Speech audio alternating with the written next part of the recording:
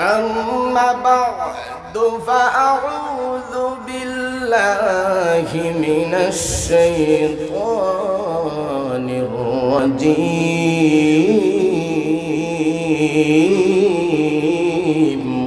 وببركة بسم الله الرحمن الرحيم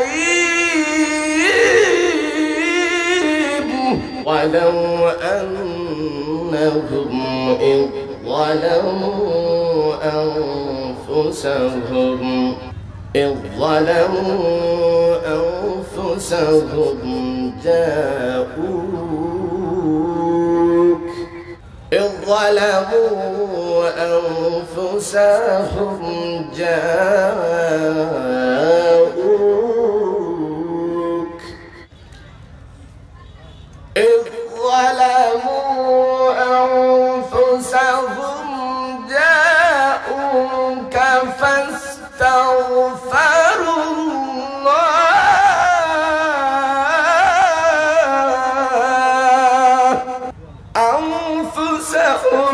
جاءوك فاستغفروا الله واستغفر لهم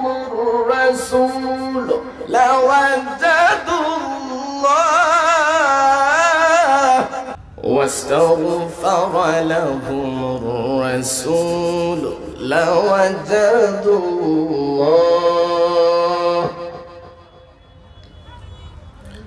لوجدوا الله توابا رحيما.